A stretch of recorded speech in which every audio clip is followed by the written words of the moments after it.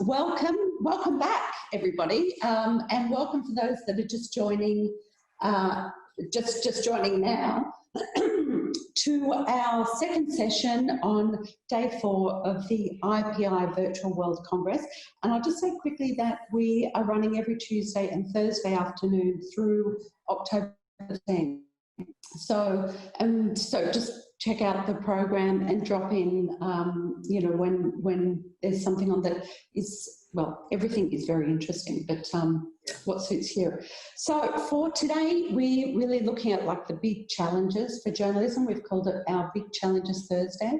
And here we are with the second session. Around the world, authoritarian populism are making journalists their enemy of choice, unfortunately. How do we confront that?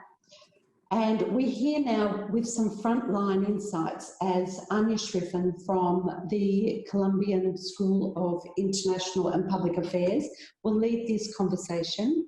With, we have Márton Gergely from Hungary's HGV, Daniela Pinheiro, former editor-in-chief of Brazil's Época magazine, and Masha Gessen from New Yorker and author of the recently published book, Surviving Autocracy. So the session runs for an hour. Feel free, and actually please do chat in the box, introduce yourselves and say hi in the chat box, and drop your questions into the Q&A box, and the speakers and Anya will certainly get to those through the session. And with that, over to you, Anya. Great, thank you, everybody. I think the one benefit from Zoom is that we can bring together all these extraordinary people from all over the world. I stayed up really late last night reading all of your tweets, and I started reading Masha Gessen's book. I've got all your other books on my shelf. And then I ended up having a dream about this panel, by the way, which was kind of crazy. A subject I've been writing about for the last 5 years is media capture. And we had a conference on this at Columbia in 2016, and I brought together economists and people in the world of journalism to talk about this phenomenon where oligarchs start buying media outlets and then pursuing a political agenda. And at the time, people said, what is that? That's an economics term. Not sure it really, you know, applies here. And of course, now I'm going back. I have a new book coming out on the topic, and I'm doing some academic bibliography. And of course, now this is a well-known term all over the world. There's tons of new research from South Africa, Hungary, Poland. So I just wanted to put that as sort of a background, because I think this is one of the things that we're all going to be talking about, this sort of toxic mix of oligarchs plus government.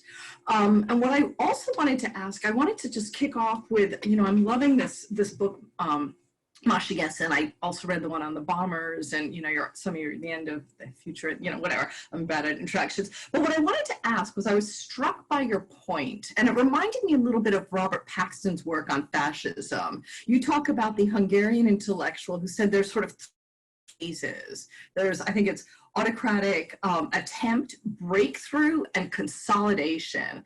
And I was wondering if you could take a look. I, of course, as an American, I'm very worried. I'd like to know where you think we are in the US, but perhaps you'd like to talk about other countries. And then you also talk about how the media really has no words to even describe what's going on. And I thought, in light of what Craig Newmark was just saying, that the media needs to save us. Everyone's always asking the media to save us, right? So I was just, anyway, if you could talk a little bit about that to kick us off, that'd be fantastic. Thank you.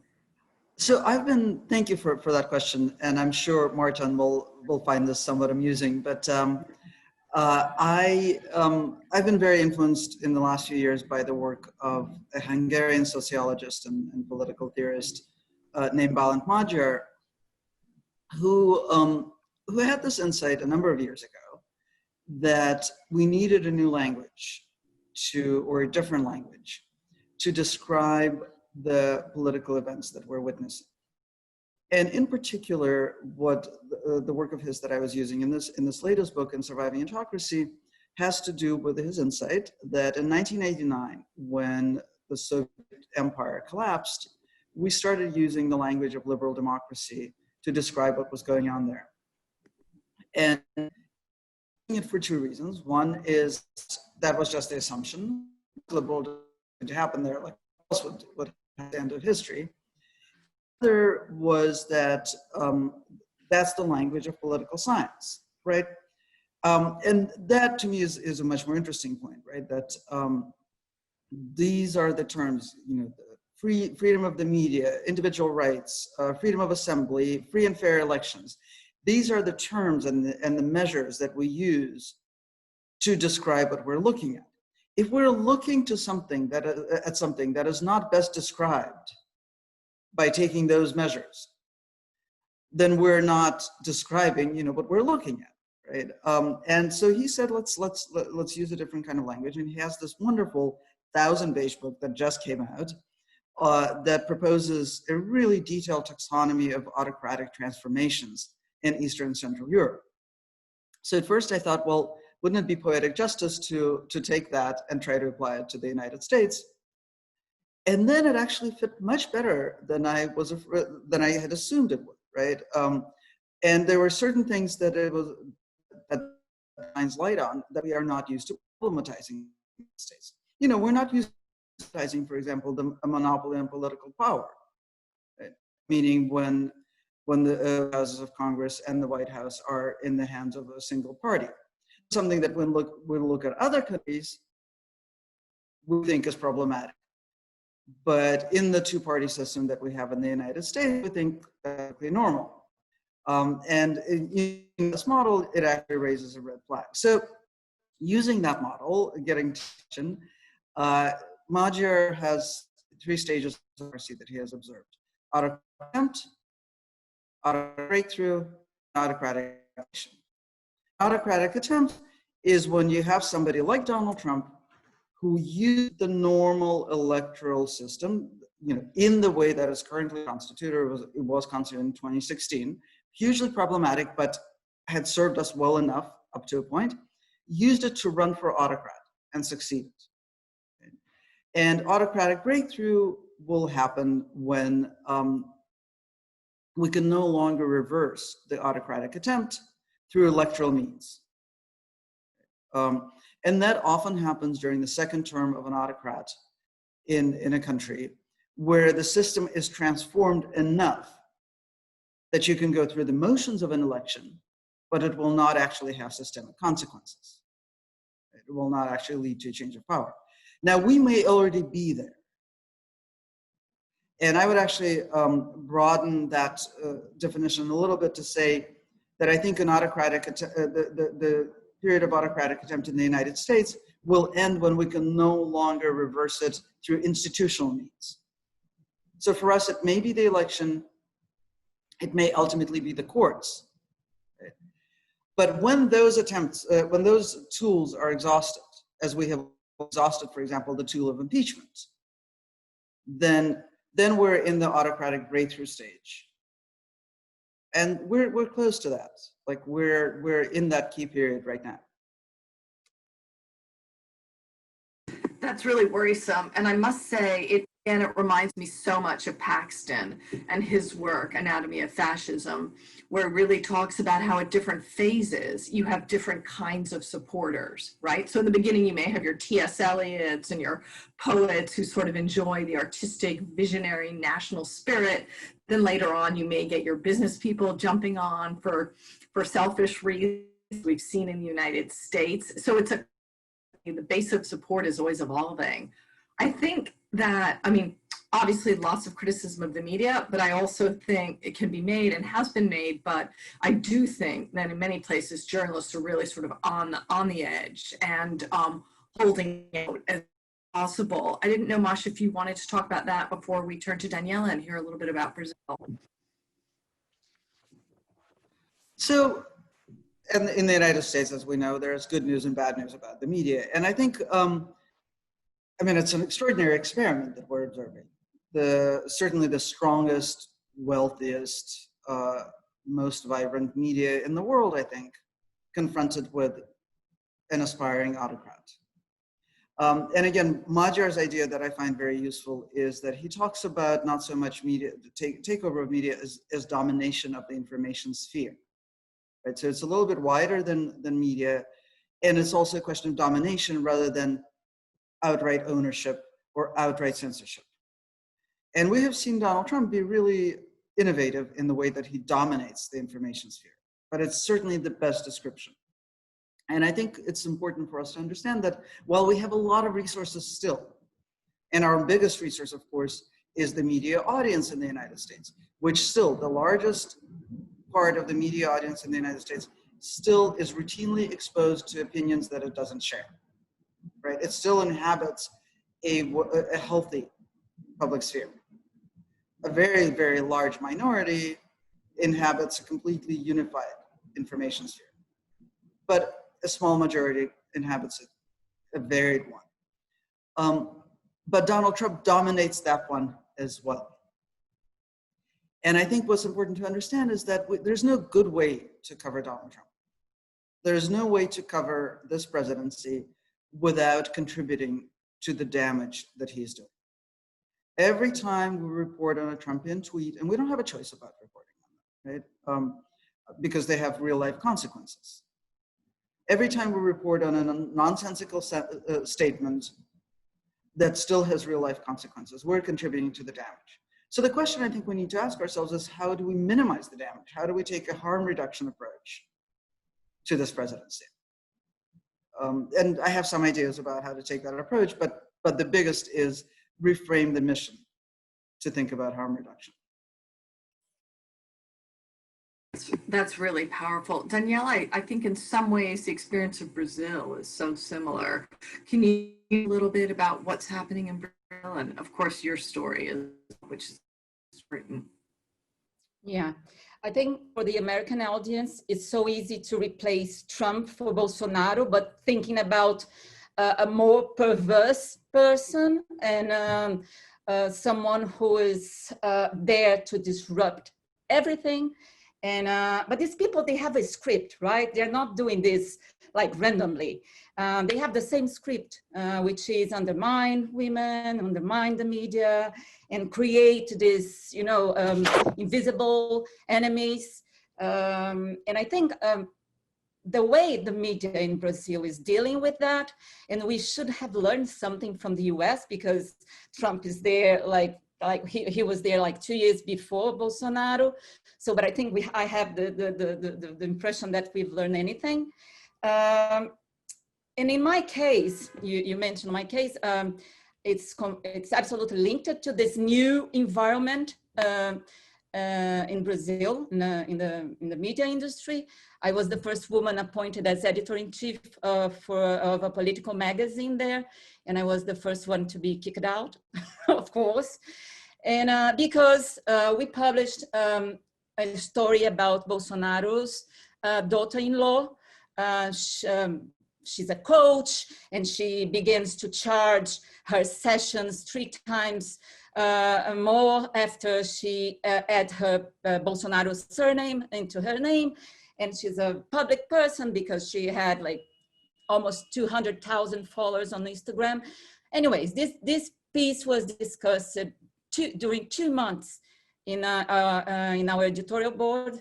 And then when the story was published, Bolsonaro and the family, they freaked out, of course, and they threatened us to sue us and everything. But the difference in this case was the media company that the magazine belongs to, and the media company that I used to work for, they didn't back me. And they suggest, and they want to publish an apologize note to Bolsonaro family. And I said, no, I won't publish that. And then I resigned along another 10 editorial people from our newsroom. And since then, I learned many things about this new environment, in a bad way, actually. First, when you talk about a country, 210 million people in that country, and we have 3 major new outlets to work. It's complicated because the lack of solidarity among journalists, the lack of support from the media companies in general. First, because I'm asking this all the time. media houses are really interested in defending their reporters because, and this is the thing that I'm studying here. I was in Oxford before, and the Reuters Institute for the Study of Journalism. I started research there, and now I'm in Lisbon with the Universidade Nova, and it's part of my research. I want to measure what the newsrooms they are doing to support their staff. And I think they are doing a little because there's so much interest involved in cases, in countries like Brazil, like Hungary, and you mentioned that the story of CNN in Brazil was bought, the franchise of CNN, by one of the greatest Bolsonaro supporters. Of CNN in Brazil now, it's brand new, it's really different and unexpected, because people from outside have this idea of American CNN. So in Hungary it's the same thing. It's an Erdogan tool. So I can't foresee a better environment in a short or medium run in the next few years in the country. Because I think Masha wrote The New Yorker, a brilliant analysis about moral clarity. And I think we need to discuss this. And for me, it's the point, serious point about what's happening in journalism, and specifically in Brazil, because I think in the US, we see like CNN saying things by their names, but Bolsonaro 2 days ago, in his speech to the nation assembly, he lied. He lied about the pandemic, he lied about the Amazon fires, and the headlines of the two major newspapers in Brazil were controversial speech, and another one, Bolsonaro exaggerate some data, something like this. So it's like a commonplace what I'm saying, because it's been discussed a long time. But we are in the first step of this situation. And I see people like independent media outlets doing a better work, so much better work than the major and legacy media outlets. And then the problem is the lack of transparency. I think transparency is everything. And yeah. I think you're speaking to so many key points. I mean, part of what you're saying, this inability to deal with Bolsonaro lying is, not to speak for Masha Gessen, but that really fits with what you're talking about just not having that language to really absorb what's going on. Another thing is this incredible polarization. You know, I never thought I'd see the day that sort of, it would be billionaire against billionaire, right? So it's Jeff Bezos and Mike Bloomberg sticking up against Murdoch in some ways. It's almost a proxy battle, because in the US, we don't have that sort of pillar of public service, independent journalism. You know, that's a good public broadcaster, for example, right? We have NPR and things that are smaller scale. I'm thinking so much about solutions right now. I think everybody is, and I think fantasy that we all had years, I didn't have it, but a lot of people had it. We'll just find a business model and then we'll be strong enough and then we can survive. And that's so clearly not true. And one thing I'm really interested to hear about from Márton, as someone who's really been sort of living through this now longer than the US and Brazil, is what is actually the best strategy? Like, is it helpful when foundations fund small independent outlets? Should we be, I'm coming to the view that we should be shoring up anything that works and that's big. So I've been on panels where I've said to people, you know, okay, complain about the BBC all you want, but actually you really should be preserving it, because once those big, you know, institutions are gone, then you're really, really in trouble. And Márton, I would just love to hear your perspective on this.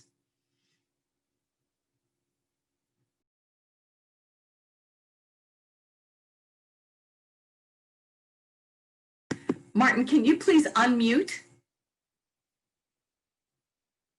Yes, here I am. Do you hear me? Nice.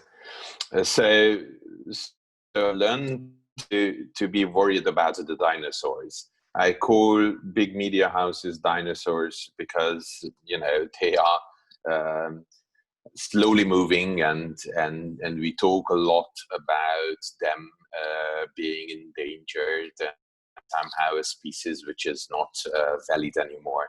But what we learn here in Hungary is that you need the big ones to bring the information to everyone. So yes, all independent projects are very important. Investigative forms are bringing up important stories, but they don't have an effect if people can't hear about them. And this is what is happening right now in Hungary. We actually been there. We witnessed 2 elections which weren't fair, which weren't organized to have a fair outcome. And now we've given up on the chance that politics could somehow be overturned without major drama, just by voting. And we are in a phase where we lost somehow this feeling. Media is actually there to bring change, because you somehow report on things people are, you know, annoyed of, people are frightened about, and you need consequences. And I'm not talking about having a change in power. This is not a goal we have. We just want to show, you know, the little story environment is not protected but harmed, where let's say corona response what is the best for the country, or things like that, and you report that there's a discussion after it, and after the discussion those who are in power think it through and make changes. And this is the idea which was lost in the last 10 years, and not, you know, not miraculously lost. This is something very precisely what Orbán has done, our prime minister. There are no consequences. If you are loyal to him, there are no consequences.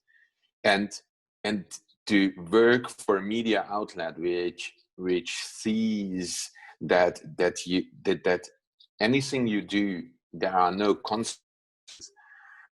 You start up on things, you know, you start your ambition.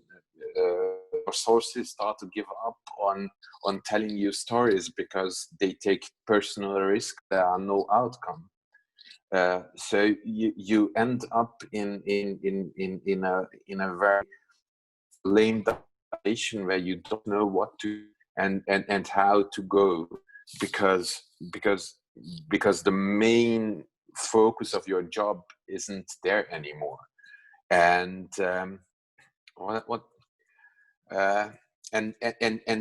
and we've reached this point where we feel ourselves in an asymmetric warfare, where the Hungarian government is pointing at us, free journalists, ones who are being the dangerous ones, the ones who are actually undermining the country, because the opposition should be so weak. So, you know, that there are two parallel stories. One, there are no political forces which can be as effective as Orbán. Everyone is an idiot. But at the same time, to rally the vote, he needs enemies, and the enemy is George Soros and the media. And then you are in the middle without the possibility to bring consequences, to bring change, and being pushed into the corner of a political figure.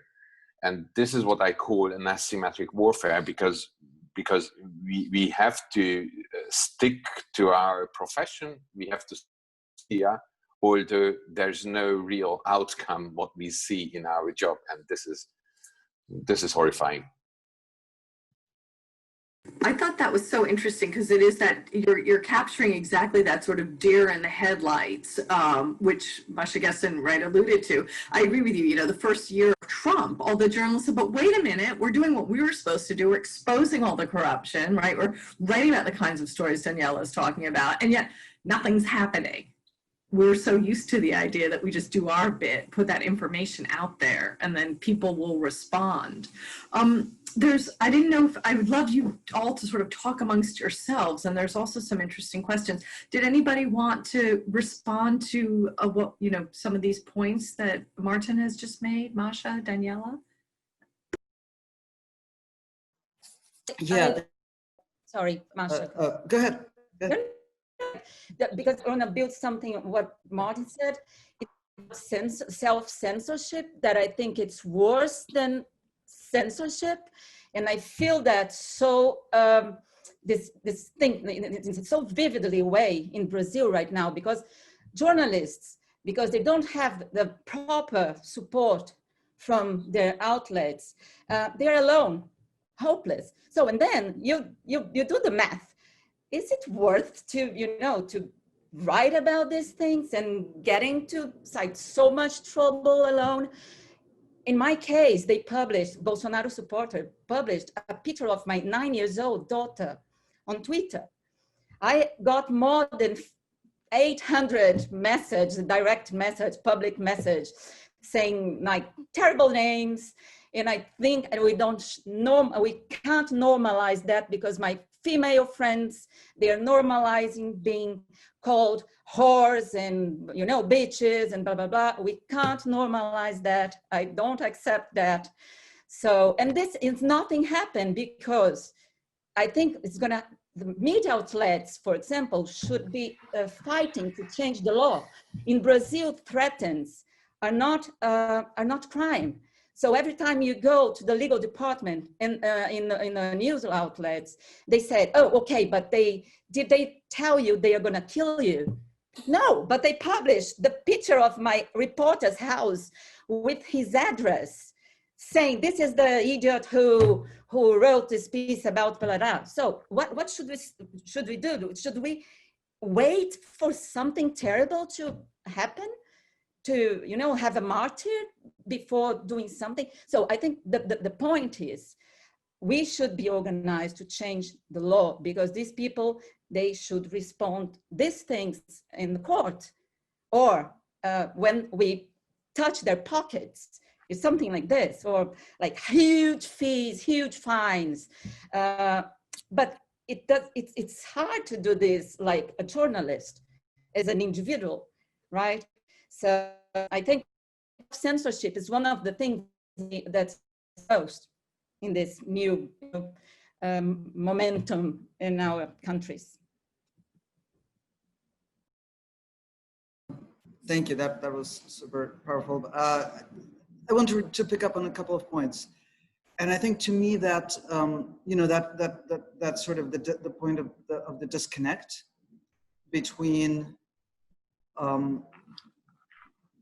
journalists exposing, like incredibly what should be damaging information, what we perceive as something that should have consequences, and it having no consequences. It's it's something that's very familiar to me from working in Russia, where the only consequences that you can possibly have is a personal, physical, usually attack on the journalists themselves, right? That's but no response in terms of, it doesn't serve to discredit the regime, and it certainly doesn't serve to make the regime act any different.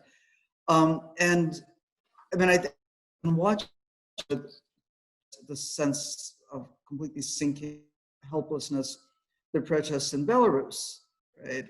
Where it's the starkest picture of what we're talking about, where you can have literally hundreds of thousands of people in the streets for a month and a half at this point. And it has no consequences except for greater and greater danger to the protesters themselves. And what that means is that every mechanism of allowing people to hold authorities accountable, which is what democracy is, right? Democracy is not free and fair elections, right? Democracy is the government of the governed, which means that if the people who govern are not doing their jobs, if they're corrupt, if they're stealing, if they're lying, then we have a way, we the people, have a way of removing them from power or, you know, making them face consequences. And here, watching a country, at this point, the longest running of these particular kinds of autocratic regimes, right? He's been in power for 26 years. And we're watching exactly what it looks like. Like this is, it's almost the outward manifestation of what all of us feel inside. Like you're spinning your wheels, you're doing the best you can, and nothing happens. So that's one thing that I want to say. And the other, and this is obviously related, is that, you know, in the United States, we're not at the point of self-censorship anymore. We're still editing. But the way we're editing is bordering on this, you know, we're afraid of being physically or personally attacked. Although, you know, there have obviously some journals have very clearly been physically targeted during the Black Lives Matter protests, right? But I think that we're too cognizant of the sort of status losses that we suffer when we don't act in the dignified, neutral, restrained journalistic way. And so to try to forestall those losses, and they're real losses, right? The loss of being able to take this neutral position is a real loss for media culture in the United States, right? It's something that if we ever get through this period, will take years to try to recover and reconstitute, right?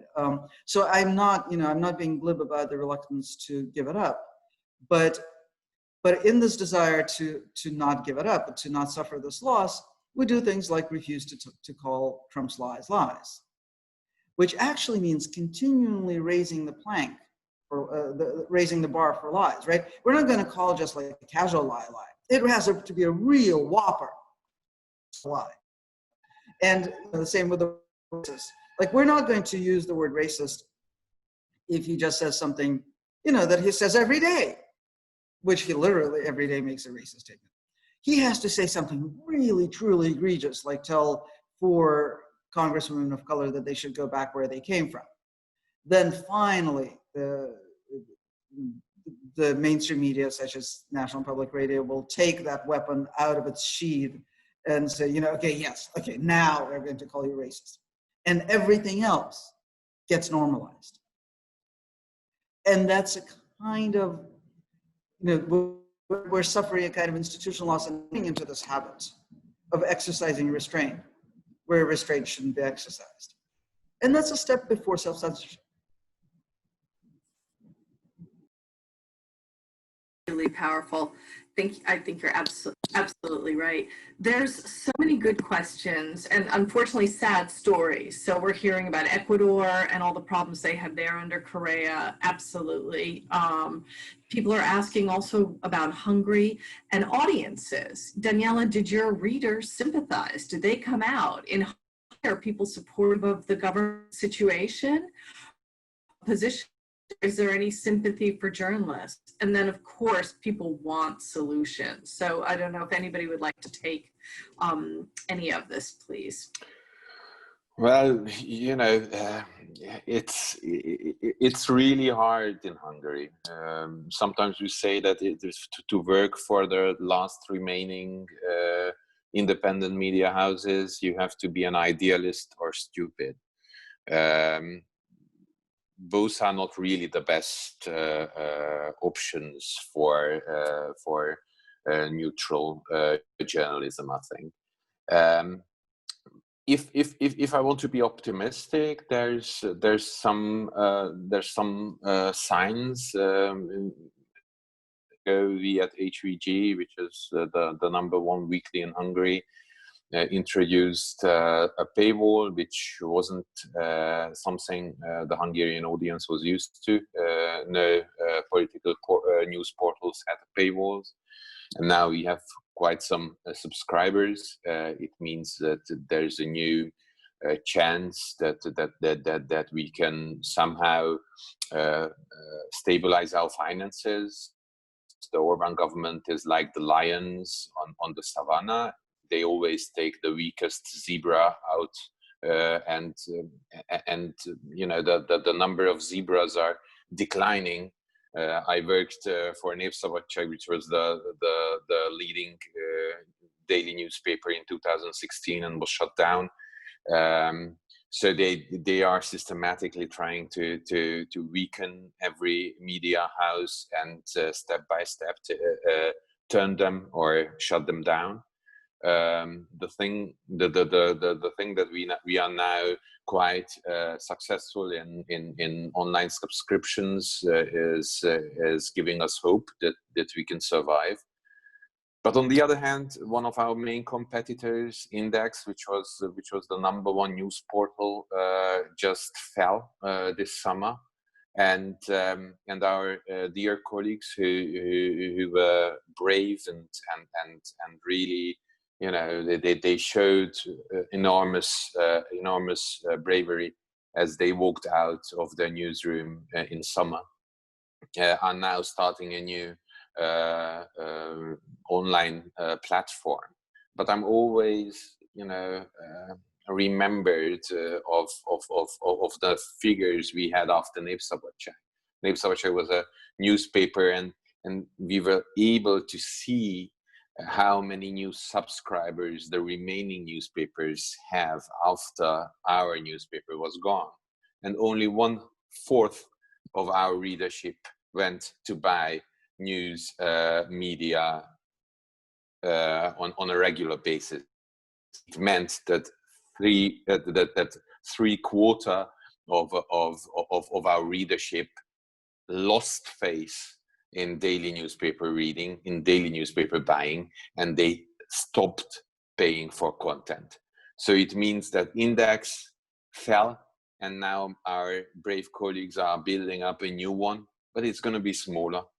And the public sphere is shrinking every month here in Hungary. So there are signs of optimism, but overall, it is really hard to keep up this idealistic work approach to come and work every day.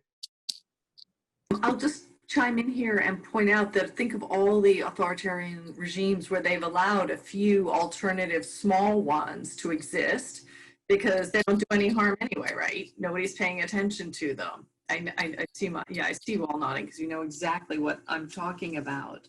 And on the optimistic, I teach, right? I'm teaching twice a week now, so I try to always make sure I have solutions and upbeat for the next generation.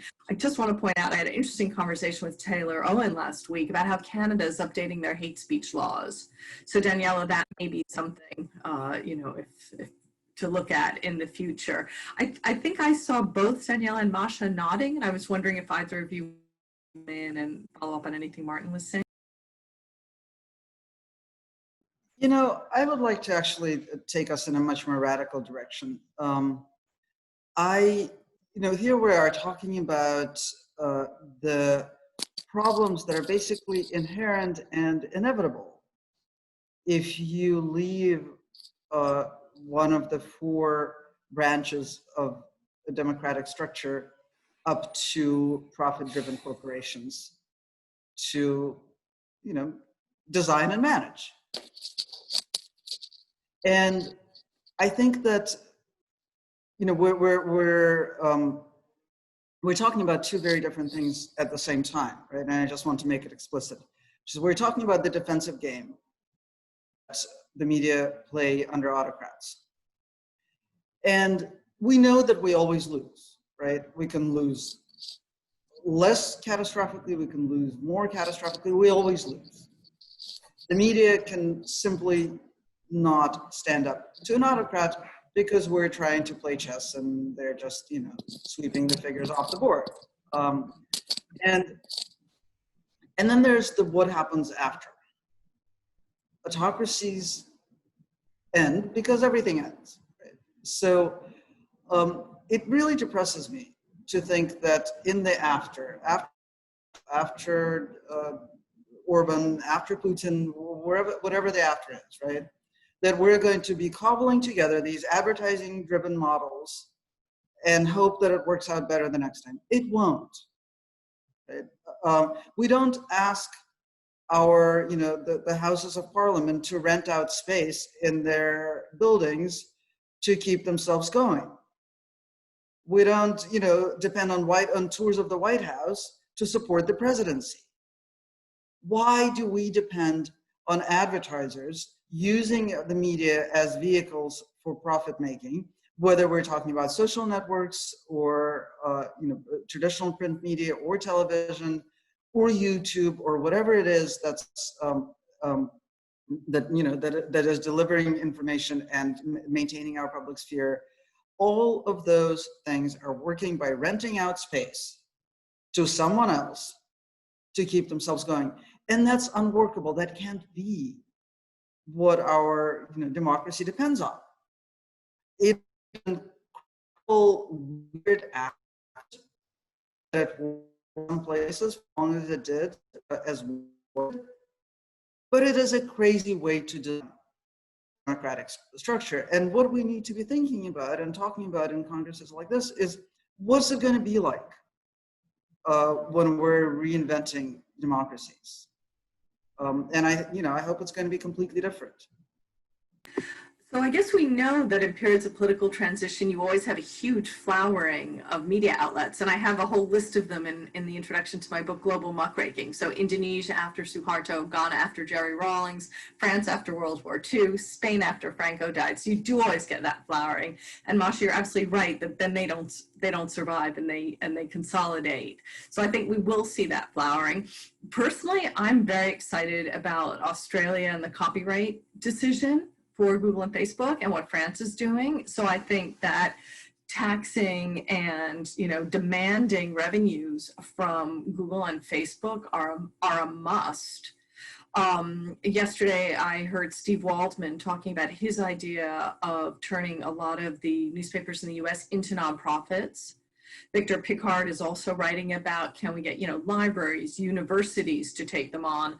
So these are all very sort of, these are small scale. These aren't my sort of dream of everybody having a sort of, Australian broadcasting network or Deutsche Welle. But I also think that those are useful and important initiatives and probably that can exist to some extent with autocracies. One of the things I've seen in India is that as the media there has become more captured and journalists have become more fearful, there's sort of a flowering of local news because it feels less controversial. And I'm not saying that's going to save democracy, but I think it's something. So I feel like we can push on a lot of fronts. What is the experience of all of you? Does that make sense? Our chat is asking for solutions, so I'm trying to put some out here.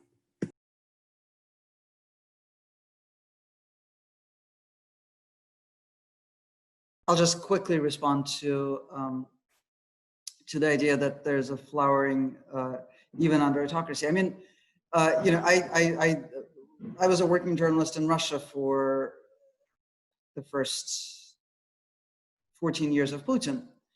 And I moved through all those surviving media spaces. Right? I started out at a major news weekly, which was one of the first places that they went after. And the staff came and found itself out on the street one day. There had been a parallel staff learning, working apparently on the different floor of the same building, learning to do our jobs as a kind of shadow. And then, and that was more than 20 years ago. And then you could move into online spaces because they weren't paying attention. And then you could move into glossy magazines, and there was this amazing flowering of glossy magazines because you could do all sorts of interesting stuff with them because they weren't paying attention. And well, eventually they start paying attention to everything. So the bad news for local media in India is that, it's a flesh-eating machine.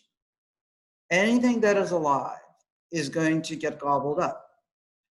And I think that it's an honorable way of resistance to look for spaces where you can still operate and use them creatively, right? But again, that's not a long-term plan. That's not a plan for the future, right?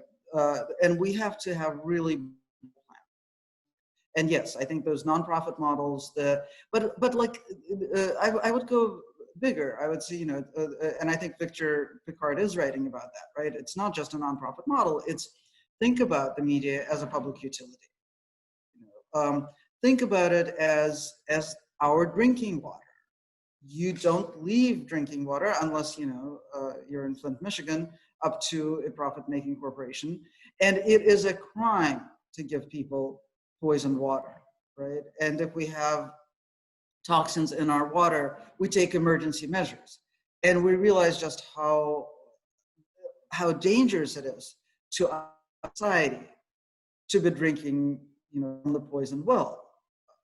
And somehow we think that when we drink information from poisoned wells, we'll somehow, you know, fend for ourselves and hire, you know, buy some filters and subscribe to, you know, NewsGuard and figure out how to make our way through. That may be a strategy for individual survival, but that's not, we can't survive as a polity like that, right? And I think we have to rethink our public sphere as a sphere of public utility. I'm happy to say we have someone from Norway who's immediately saying, well, what about the Nordic model? And I just think, Masha, if I can, I'd love Márton and Daniela to chime in after, but Masha, I want to press you because there's nothing more tantalizing when a speaker says, we have to think big, we have to do something new, and then doesn't tell you even more details. So what would if you became president of the world tomorrow, what would your media plan be? What would you actually do? Well, Anya, I'm afraid I haven't thought that far, right? That's not my job. My job is to put ideas in the ether, and you know, I'm not like I actually think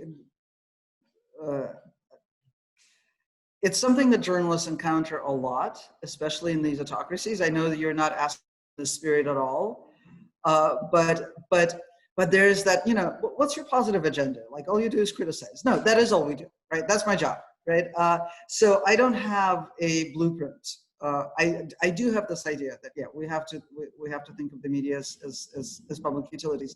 Now, I would love to hear more about the Nordic model because I'm most familiar with Sweden, which actually, you know, kind of has benevolent oligarchs, and I think that's an unstable model. I think we need something bigger than that. Well, I've just been corrected. Sorry, it turns out we have someone from Finland, not Norway. Very sorry about that.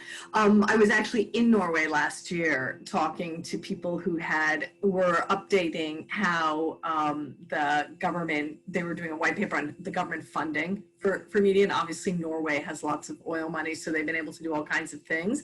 But I think when we talk about the Nordic model, one of the things that many of us sort of admire is that commitment to plurality and diversity of opinion and government subsidies and government support, right? You know, funding the second largest outlet base, or funding, you know, local or content. Obviously, the French system, you know, people complain that it's keeping alive things that shouldn't be kept alive, but they have a very robust set of, you know, support for a lot of there. Canada too created a media fund. So personally, when I think about solutions, I look at a lot of those, and I think that I don't know if, whether they pass the sniff test, but I think in a way they exist because people feel the way you do, right? Which is that media is, you know, quality information is an incredibly important part of the public sphere. Daniela and Márton, I'm sorry, maybe I'm talking too much for a moderator. Did you want to say? No, I was thinking about the Scandinavian model. In Brazil, I think it's absolutely impossible in a country with continental size and half of the population is illiterate. Media literacy in Brazil. In Brazil, we don't have media criticism, for example. So we don't debate. And I remember once I was talking to David Carr years ago, and he told me, Daniela, the press in your country is not serious. You don't have media criticism. So it is a very radical way of putting this, but debate. So how can we improve media if it's not a public, it's not seen public utility? Because even now, before it's again the first step of a long difficult path to there. I think I believe in oligarchs donating money in the name of democracy, and they know media is important. So in Brazil we have many billionaires, many in equal country, but few of them really few of them interested. I can't see something happening that way. We also need change or a democratic restart to speak about new ways of financing media. Right now, we have this state-financed media, but it's not running a democratic a democratic media landscape. It's running a propaganda machinery. So it's quite the opposite. We have a government which has 10 years ago turned the public broadcast into a propaganda machinery, and now built up a fund with 450 different titles. It means from TV stations to radio channels, online news portals and other outlets where they can spread their information, misinformation actually, where they can control everything. And this is what is hurting our remaining democracy, and which made us obsessed with media. And this obsession with media has actually undermined the effectiveness of real reporting, because somehow the people are getting this notion that media is there to control political messages, and you can work as hard as you are just working to keep your own reporting neutral, you keep your own reporting ethically on a high standard. If the whole media landscape is full with bad actors who are actually destroying the very idea what media should be about, it just puts mud on you, although you tried to keep your distance to those who are fighting. It's really a hard situation here. Can I add something, Anya? Because I was thinking about this broader idea of reinventing funding. But again, we need to think about people, about individuals, people who will be there in the front line, reporters who are feeling alone and hopeless now, and how can we keep these people in the job? Because again, part of the script of these populists, it's making you doubt yourself. I was doubting myself a lot when everything happened. And I'm glad that I was invited by the Reuters Institute to pull myself together and, and see journalism in a perspective. So this idea of having institutions and abroad, because this is something we need to speak out to the international press, in our international networking, because in Brazil, it's 1,000 people died from COVID every day, and people banalize this. So imagine, like, one journalist is fired, another one, it doesn't matter. Nobody cares. So the idea of having this huge and international networking and speaking now all the time, I think it's because we can always discuss reimagine the future of funding, if we can empower people who will be there in the front line, because it's so easy to give up now. It's so easy to give up. I actually think that the philanthropic funding has really helped build a sense of community over the last 20 years, right? In my book, Global Muckraking, where I go back and edit examples of investigative reporting from the Global South starting in about 1850, you know, you had journalists toiling away in the Amazon or in, I don't know, the Congo, who were really, it took 10 years for their stories to get out and have any traction. Nobody really knew necessarily what they were covering. They had no impact. People didn't know them. And I think that there's been just a huge change in the last 20 years where we have all of these international networks now. You know, Committee to Protect Journalists, Reporters Without Borders, the International Press Institute, Global Investigative Journalism Network. So we have these networks of people that are actually talking to each other, going to conferences together, you know, are supporting each other.